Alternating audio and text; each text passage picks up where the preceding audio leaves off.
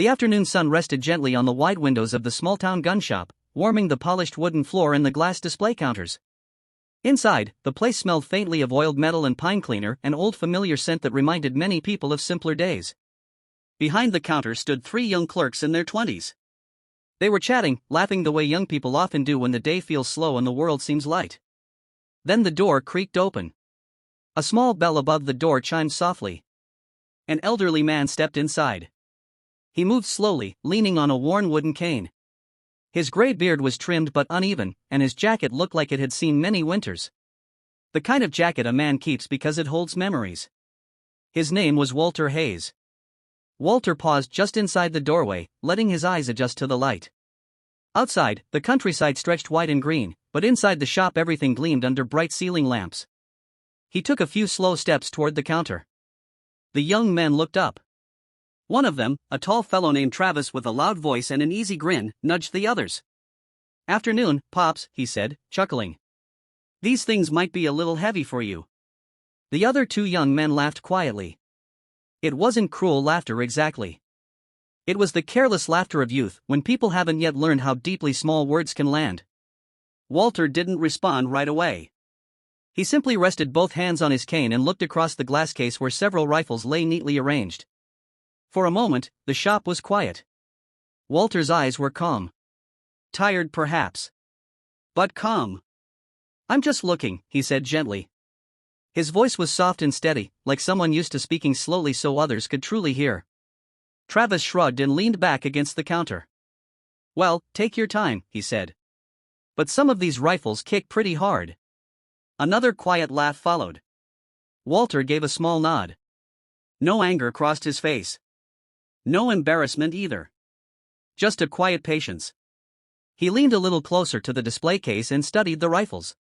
His fingers tapped the glass lightly, almost thoughtfully. You could tell he wasn't admiring them like someone seeing them for the first time. It looked more like a man remembering something. Outside, a pickup truck rolled past the dusty road. Somewhere in the distance, a meadowlark called. Walter's gaze drifted briefly to the window. Moments passed. The young clerks went back to their conversation, whispering jokes under their breath. They assumed the old man would wander out soon enough. But Walter remained. He studied one rifle in particular. His eyes softened. Finally, he spoke again. "Mind if I see that one there?" he asked quietly, pointing to a long hunting rifle. Travis glanced at it. "That's a Model 70, he said. "Pretty serious piece of equipment." Walter nodded. "I know." Travis lifted it out and set it on the counter. But the young man didn't hand it over. He simply rested it there, watching Walter carefully. "You sure you can handle it?" he joked. The other 2 chuckled again. Walter looked at the rifle, then at Travis. Still calm. "I've handled a few in my time," he said. There was something about the way he said it. Not proud. Not defensive. Just factual. Before Travis could reply, another voice entered the room. A deeper voice. Older. "Is there a problem here?" Everyone turned. A man in his early 60s had stepped out from a back office. He wore a denim shirt and reading glasses, and his posture carried the quiet confidence of someone who had spent decades in the same place. This was the shop owner. His name was Samuel Brooks. Samuel walked toward the counter, wiping his hands with a small cloth. At first, he looked at the clerks. Then his eyes moved to Walter. And suddenly, Samuel stopped walking. For a long moment, he said nothing. His face changed in a way that surprised everyone. The easy calm of a shop owner disappeared.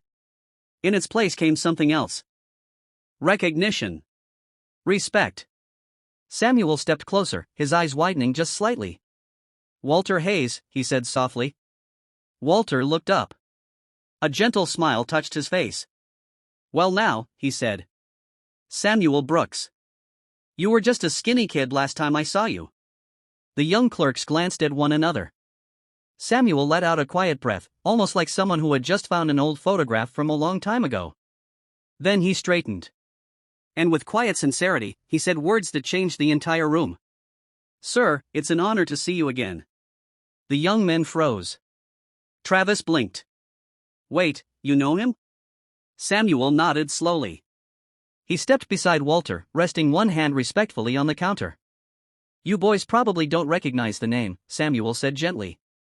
But this man trained half the hunting guides in this county. The room grew quiet. Samuel continued. When I was 17, my father brought me to Walter's farm. I didn't know the first thing about handling a rifle. Walter chuckled softly. You pointed it the wrong direction, he said. Samuel laughed. I did. The clerks stared. Samuel looked at them kindly but firmly. Walter taught me patience, he said. He taught me safety. And most of all, he taught me respect. Walter lowered his eyes slightly, almost embarrassed by the attention. It was a long time ago, he murmured. Samuel shook his head. Some lessons last a lifetime. He then picked up the rifle from the counter and placed it carefully into Walter's hands. Not casually, but with the quiet respect one might show to a teacher. Walter held the rifle easily. Steady. Natural. The weight didn't trouble him at all. His fingers moved along the wood stock with the familiarity of someone greeting an old friend. The young clerks watched silently now. Walter examined the sights, adjusted his grip slightly, and nodded. Still balanced nicely, he said. Samuel smiled. They don't make them quite like they used to. Walter chuckled. Few things are. For a moment, the room settled into a calm silence. Outside, clouds drifted slowly across the blue sky. Samuel turned to the young clerks. Boys, he said gently, there's something important you learn after a few decades. They listened closely now. He continued. Never measure a man by how slowly he walks into a room. Walter rested the rifle back onto the counter.